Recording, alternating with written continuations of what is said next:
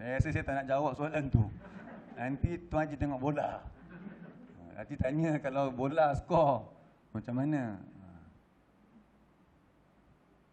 Tak perlu kot yang tu. Tak apalah yang tu. Sebab itu bola kan. Yalah, kadang semua benda kita tu kan. Dua-dua sama lah tu. Sama lah. Tak ada masalah pun nak sebut macam tu. Alhamdulillah, syukur, dia kata kan. Itu ucapan dah biasa kita sebut. Dia faham lah tu, dia kata Alhamdulillah tu kerana apa? Kerana syukur. Sebab dalam Alhamdulillah tu ada kalimah apa sekali? Syukur juga. Dan juga Al-Madhu tu pujian. Pujian. Dan Ibnu Abbas juga sebutkan. Ibnu Abbas ni siapa Ibnu Abbas? Sepupu Nabi. Lepas tu dia adalah mufassirin. Salah seorang ahli tafsir di kalangan para sahabat. So dia faham benar-benar tentang Al-Quran ini. Berkat doa Nabi, Allahumma faqqihhu fiddin wa'allimhu at-ta'wil. Jadi dia membesar, dia ada dorongan belajar Al-Quran dengan berkat doa Nabi. Dia belajar dengan Ibnu Mas'ud. Akhirnya dia menjadi seorang yang faqih, seorang yang mendalam kefahamannya tentang Al-Quran. Jadi Ibnu Abbas kata,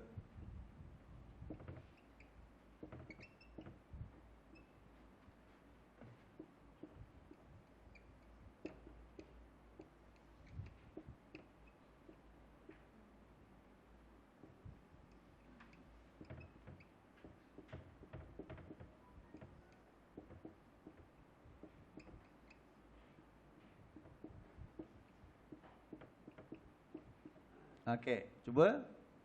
Nanti ibu-ibu kat belakang tak nampak, ambil gambar lah Baik, qala Ibnu Abbas, Alhamdulillah kalimatu kulli syakirin. Sekali lagi, Alhamdulillah kalimatu kulli syakirin. Kata Ibnu Abbas, lafaz Alhamdulillah ni, yang kita ucap Alhamdulillah itu, siapa yang ucapkan dia? Kata Ibnu Abbas, lafaz Alhamdulillah ini adalah ucapan. Kalimah ni maksudnya ucapan kulli, bagi setiap syakirin, orang yang bersyukur. Sebab itulah tadi kita terjemah apa dia? Segala pujian, memang Alhamdulillah tu madhu rasanya, puji. Tapi puji di situ berserta dengan syukur. Jadi hebatnya kalimah Alhamdu ni. Hebatnya kalimah Alhamdu. Ia keluar daripada seorang yang bersyukur kepada Allah. Syukur bukan sahaja atas nikmat Allah, bahkan kalau ditimpa musibah sekalipun. Itulah maha suci Allah, hebatnya Allah. Segala apa kalau dinisbahkan kepada Allah, semuanya yang baik-baik. Itu kalau kita beriman kepada takdir yang baik dan yang buruk, kita akan sentiasa redha dengan apa yang Allah tentukan. Sebab apa? Setiap apa sahaja, hatta apa yang Allah perlakukan kepada orang kafir sekalipun, ia layak dipuji. Sebab Allah punya perbuatan semuanya dengan hikmah dia. Boleh faham macam tu? Jadi kita kenal siapa Allah. Jadi kita ucap Alhamdulillah, Masya Allah, hebat Tuhan kita ni. Jadi kata Ibn Abbas apa dia? Ulang balik. Alhamdulillah kalimatu kulli syakirin. Segala pujian kesyukuran itu yang kita ucap dalam Alhamdulillah itu ialah ucapan bagi setiap yang bersyukur. Hari ini kita sebenarnya lebih kepada lihat perkataan-perkataan dululah sebenarnya. Kita kata tadabbur, kalau tak sempat kita sambung ke kuliah yang berikutnya lah. Okey, dapat tak? Jadi apa maksud Alhamdu? Segala pujian kesyukuran. Kenapa kena ada dua-dua elemen tersebut? Memang di dalam kalimah Alhamdu ada apa? Ada Al-Madhu dan ada Asyukru. Kita memuji dan bersyukur kepada Allah ke atas apa? Sifat-sifatnya yang sempurna, yang agung, satu. Yang kedua, nikmat-nikmat yang diberikan kepada kita. Dan juga termasuklah nikmat ni kita sebut apa dia? Musibah yang Allah angkat ke? Kan, musibah-musibah yang Allah angkat selepas kita lalui, ataupun musibah yang sedang kita lalui, yang kita ditimpakan ke atasnya. Semuanya adalah yang baik-baik belaka. Kita balik kepada Allah dengan lafaz Alhamdulillah. Boleh faham? Okey. Sebab itu, ni kita tambah lagi. Sebab itu, kalau kita belajar dalam bahasa Arab, ada satu subjek namanya nahwu. Nahwu ni tata bahasa lah. Kalau kita i'rabkan alhamdu ni, kita analisa kalimah alhamdu, dia sebagai mubtada. Cuba sebut. Pernah dengar mubtada? Yang dah belajar bahasa Arab, tahu mubtada? Mubtada tu apa dia? Kalau bahasa kita lah nak mudah terjemah. Subjek. Subjek. Mubtada. Subjek. Jadi contohnya Syafiq. Syafiq tu subjek dia. Siapa Syafiq? Kita buat ayat. Syafiq seorang guru. Jadi seorang guru sebagai apa? Dia punya apa? Predikat dia tu. Khobar dia. Betul tak cikgu bahasa Melayu? Bila kita buat subjek, mesti ada apa? Predikat. Kalau buat Syafiq dia tergantung tak? Tergantung. Jadi Syafiq seorang guru. Contohnya Okey, jadi dalam ayat alhamdulillah ini, dia punya predikat dia digugurkan, tak disebut. Ini mungkin ni sikitlah. Sekali lagi saya ulang Kalimah alhamdu ni, dia punya predikat dia tak ditulis di sini. Apa dia predikat yang tak ditulis di situ? Dia punya takdir dia ialah wajibun. Saya tulis kat sini pula. Sebenarnya ayat lengkap dia macam ni. Alhamdu wajibun lillah. Okay, cuba sebut dengan saya. Alhamdu wajibun lillah. Ini kita faham. Sebenarnya bila kita sebut alhamdulillah, terjemahan yang lengkap dia ialah segala pujian, kesyukuran itu ni wajib, adalah wajib lillah, bagi Allah. Sebab tu kalau orang puji kita, cantik kamunya baju ni, kata apa? Kata alhamdulillah tu bukan kita berbangga-bangga. Bila orang puji kita, kita balik kepada Allah. Sebab apa? Sebenarnya pujian itu wajib bagi Allah. Kita pakai baju yang cantik, kita ni segak. Sebab apa? Siapa yang cipta? Allah yang cipta, kan? Jadi bila apa saja yang kita terima dalam bentuk pujian, kita kata apa? Alhamdulillah. Kenapa kita kata alhamdulillah? Sebab segala pujian itu bagi Allah tu siapa? Minta maaf. Segala pujian kesyukuran itu wajib bagi Allah. Itu takdir dia dekat situ, wajibun.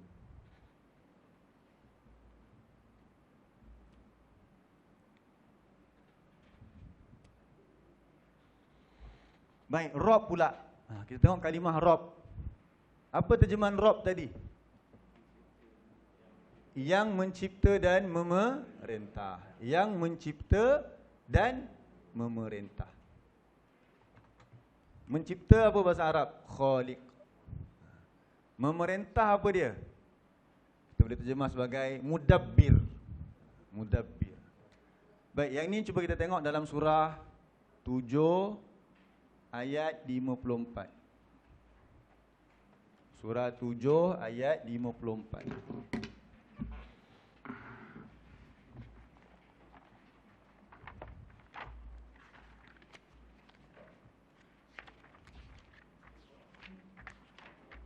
Muka surat 157.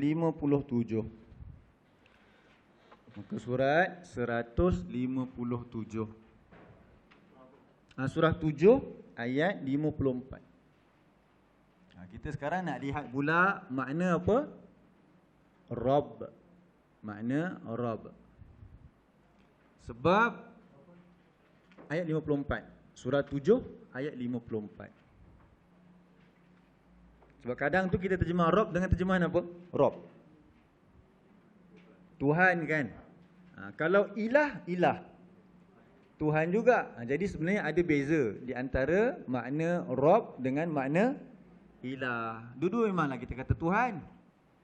Tapi dari sudut apa digunakan perkataan Rabb, dari sudut apa digunakan perkataan ilah.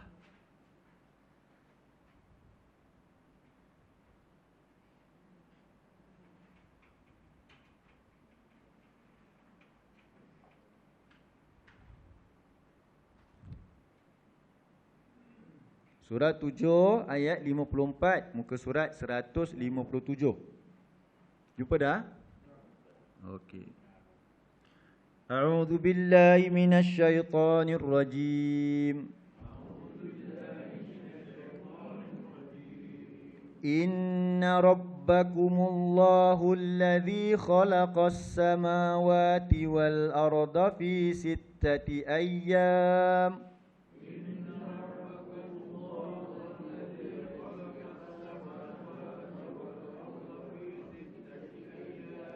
ثم استوى على العرش يغشي الليل النهار يطلبه حثيثا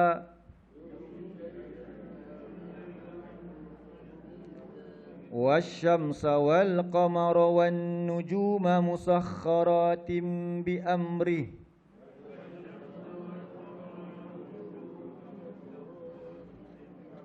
ألا له الخلق والأمر تبارك الله رب العالمين.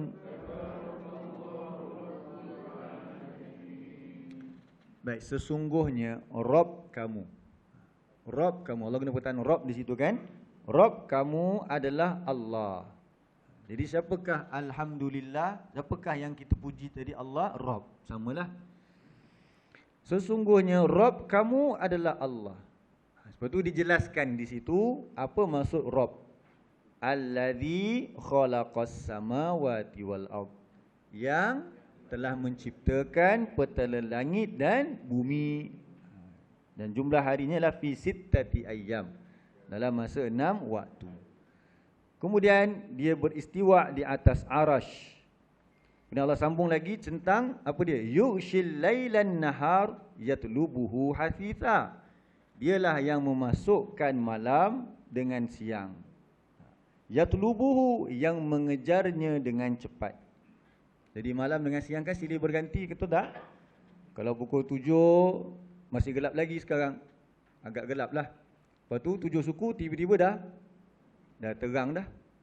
Jadi maghrib pun sama juga. Tengok merah tu sekejap, jadi keluar masjid isyak, dah gelap dah. Jadi pertukaran malam dan siang tu berlaku dengan cepat. Ini juga satu peringatan kepada kita. Sebab sekarang ni kita tengah tadabbur, contohnya dekat Dewan Masjid, Dewan Solat, surah An-Naba, tentang kejadian alam ini. Kejadian alam ini sebagai bukti kebesaran Allah yang boleh menggerunkan hati orang yang beriman. Contohnya pertukaran malam dan siang. Bayangkan, alam yang seluas ini, yang besar ini, Allah boleh tukar dia menjadi gelap dengan cepat sekali. Gelap gelita. Bayangkan kalau zaman dulu tak ada elektrik ni kan, lagi kita nampak gelap betul tak?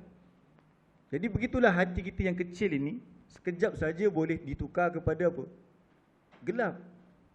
Dan sekejap juga Allah boleh tukar kembali menjadi terang. Yang alam ni pun bagi Allah tiada masalah nak jadi terang dan juga gelap. Ini satu peringatan. Kita yang kerdil ni, hati kita lagilah kecil kan. Kita jangan sangka kita dah sudah belajar, kemudian kita dah jadi orang yang kita rasa kita suci lah diri ini. Bila-bila masa saja hidayah itu boleh dicabut kembali. Na'udzubillah. Dan pada masa yang sama juga ada orang yang mungkin kita lihat macam tak ada masa depan dah. Tapi suatu hari nanti bila Allah campakkan ke dalam hatinya hidayah, dia berubah menjadi orang yang terang benderang seterang matahari pada jam 12 tengah hari nanti. Jadi itu tidak ada masalah bagi Allah untuk menggelapkan dan mencerahkan alam ini, bahkan hati kita juga. Satu peringatanlah. Okey, jadi Allah cerita apa dia? Allah ciptakan langit dan bumi. Lepas tu Allah sambung, wasyamsa. Itu dari atas tu maksudnya dia juga menciptakan matahari. Wal qamar, dan bulan, wan nujum, dan bintang. Jadi sekali lihatnya dah tahu dah hebatnya Tuhan kita ini. Dia bukan cipta biasa-biasa. Dia cipta apa dia?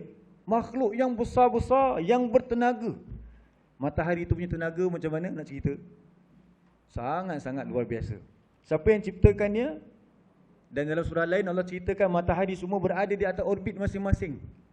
Berada di atas sistem maksudnya. Sistem masing-masing. Sebab apa jadi begitu? Musakhkharatim bi amri. Ini yang kedua pula. Masing-masing di antara matahari, bulan, bintang, bumi dan petala langit itu semuanya musakhkharatim bi amri. Masing-masing tunduk kepada perintah Allah. Kenapa hari ini kita nampak matahari pagi ni? Sebab dalam sebuah hadis Nabi ceritakan, Nabi tanya kepada para sahabat Nabi waktu tu, waktu nak terbenam matahari. Nabi tanya kepada para sahabat, ke mana matahari ini pergi?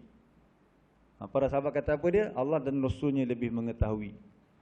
Jadi Nabi kata, matahari itu pergi ke tempat menetapnya kembali. Ini perkara ghaib yang Nabi ceritakan kepada kita. Bila dia pergi kepada tempat menetap dia, macam kita lah, bumi tempat menetapnya di mana? Kita manusia ni tempat menetapnya di mana? Di bumi. Matahari ni ada juga tempat menetap dia. Orbit tu memang tempat menetap dia. Dan satu tempat itu Nabi kata betul-betul di bawah arasy Allah. Setiap waktu dia akan pergi ke sana waktu terbenam dia. Kemudian bila dia sampai ke tempat terbenamnya itu ataupun ke tempat menetap dia itu, dia sujud kepada Allah. Macam mana matahari sujud kepada Allah? Semua makhluk itu begitu keadaannya. Nabi ceritakan kepada kita lah. Bukan kita reka-reka, tapi ini Nabi yang sampaikan. Jadi Nabi kata apa dia? Matahari itu sujud kepada Allah.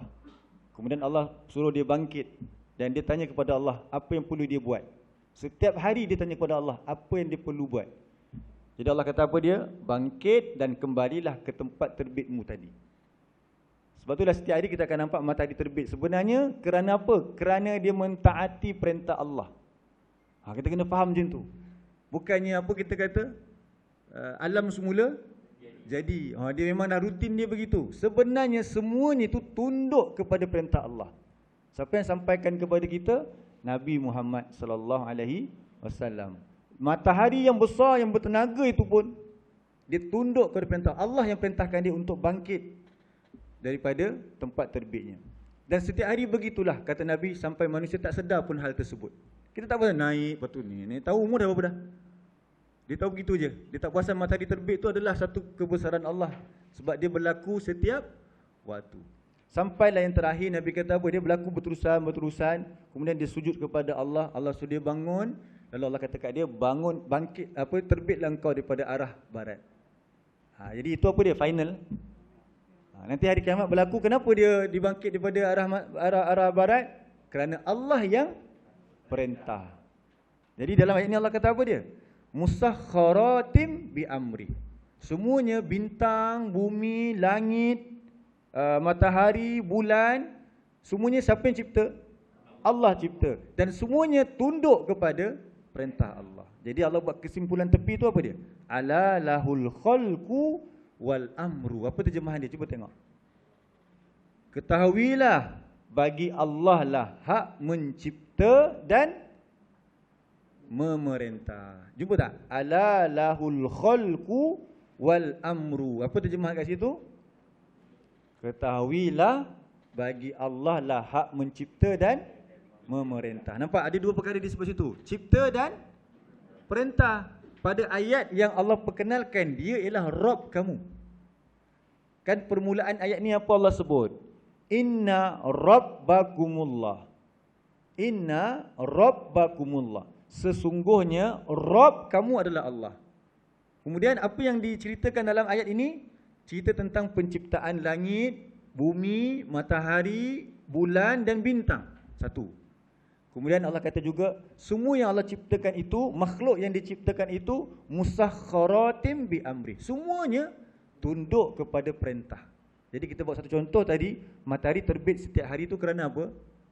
Allah yang perintahkan dia untuk terbit dari situ. Nanti last kali dia naik daripada barat sebab apa? Allah yang perintahkan dia naik daripada, terbit daripada barat. Semuanya tunduk kepada perintah Allah. Itulah dia Rabb, dia yang mencipta dan memerintah. Sebab tu tadi kita terjemah Rabb apa dia?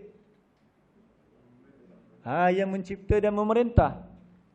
Okey, berdasarkan ayat inilah kita ambil. Tabarakallahu Rabbul Alamin. Maha berkat Allah, Rabb, Tuhan yang mencipta dan memerintah al-alamin, bagi sekalian alam. Okey, sekali lagi apa maksud Rabb? Tuan-tuan cuba terjemah balik. Yang mencipta dan memerintah. Okey, satu lagi al-alamina untuk pagi ini. Apa maksud al-alamina? Alam, sekalian alam. Baik, tengok surah 26.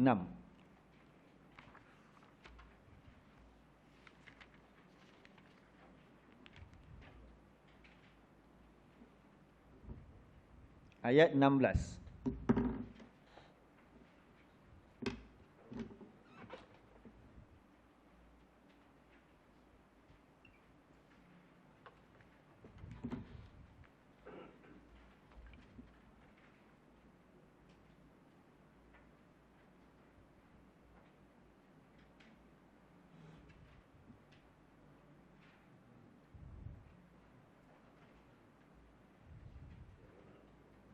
Muka surat 368, muka surat 367, surah 26 ayat 16.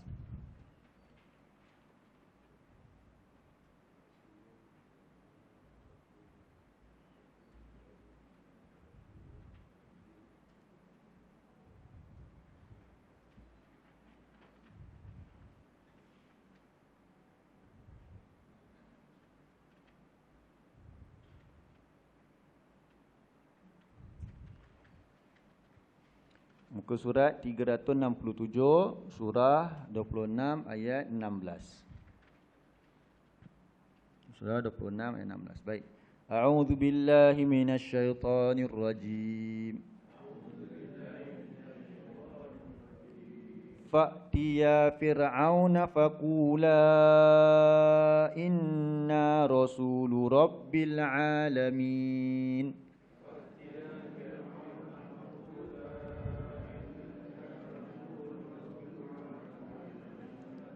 Baik, tengok terjemahan ayat ni apa Allah kata.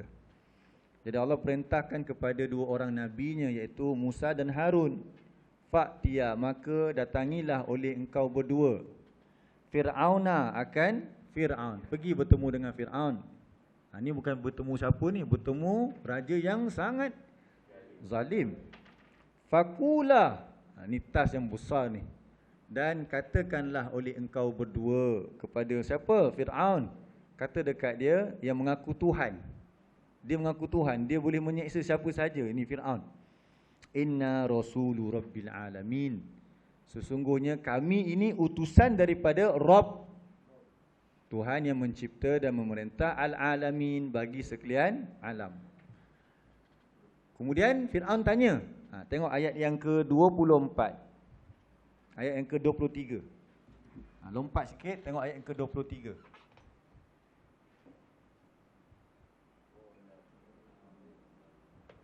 Jadi Nabi Musa disuruh oleh Allah beserta dengan Nabi Harun bertemu dengan Fir'aun.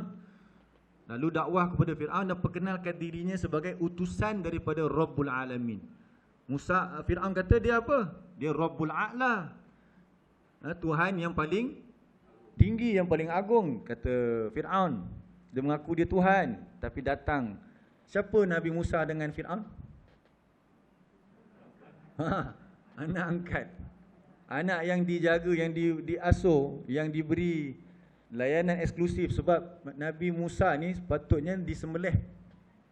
Sebab pada zaman tersebut, pada tahun dia dilahirkan, anak-anak lelaki Bani Israel disembelih. Tapi Allah takdirkan macam mana? Mak dia disuruh oleh Allah untuk hanyutkan Nabi Musa ke dalam sungai. Dengan harapan apa kalau begitu? Maknya harap orang ambil lah, orang baik-baik ambil. Tapi Allah takdirkan macam mana? Allah tu takdirkan yang lebih baik. Allah takdirkan dia sampai ke istana Fir'aun. Sampai mak dia blank lah, kosong lah. Benda yang kita nak elak sampai ngam-ngam kat dalam istana tu. Ini boleh baca surah 28. Yang saya cakap ni surah 28, surah Al-Qasas. Kemudian apa berlaku? Dia suruh anak dia perempuan pergi Riki, tengok adik dia tu. Musa ni dia ada kakak. Kakak dia sangat cerdas. Mak dia kata, pergi tengok adik kamu tu. Dia pergi, tapi bukan pergi macam tu je, jumpa pegawai kat situ nak tengok adik. Tak, kalau begitu habislah. Masa ada orang menyiasat. Ini dia lagi hebat daripada RGB ke, daripada siapa lagi? CIA. RGB ke? Rusia. KGB. Okay. Okay. Jadi dia pura-pura. Boleh baca dalam surah 28 tu. Ini patut kita ajar kepada anak-anak kita surah ni. So dia jadi macam kakak Nabi Musa. Mak dia kata apa dia? Pergi tengok adik kau. Dia buat sampai dapat balik adik dia. Macam mak pesan ke anak lah, sapu sampah. Sapuilah sampah. Kalau sampah tu dekat sana, dia tak buat. Kalau ada minyak tumpah, dia tak mop. Sebab apa? Mak kata, sapu sampah. Tu dia tak faham lah. Jadi kena ajar dia kisah kakak Musa ni. Jadi bila dah sampai, kakak dia dah sampai, tengok-tengok, sampailah dia dapat balik. Sebab Musa menangis-nangis. Allah takdirkan Musa menangis-nangis. Lalu dia kata apa? Di hujung kampung ada orang yang boleh jaga dia dengan baik. Lalu mak Nabi Musa dapatlah kembali Musa berada dalam istana jaga anak sendiri. Seronok tak? Duduk pula dalam istana jaga anak sendiri. Dapat upah jaga anak sendiri. Itu kuasa Allah. Bila dah membesar, Nabi Musa dilatih, diberi asuhan, dijaga di dalam istana, dia pula nak pergi mengajar bapa angkat dia ni, yang zalim ini. Ini satu task yang sangat besar, tugasan yang sangat besar. Jadi apa Nabi Musa kata? Dia katalah, inna rasulu rabbil alamin. Kata Fir'aun, tengok ayat yang ke-24. Ayat 23, minta maaf. Qala Fir'aun wa ma rabbul alamin.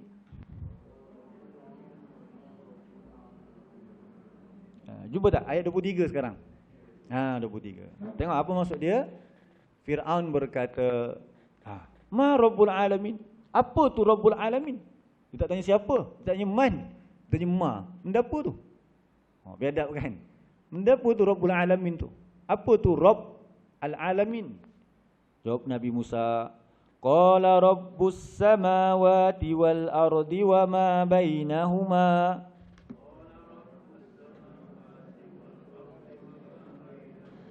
In kuntum muqinin. Jadi Nabi Musa explain apa itu al-alamin. Rabbus samawati wal ardi wa ma bainahuma.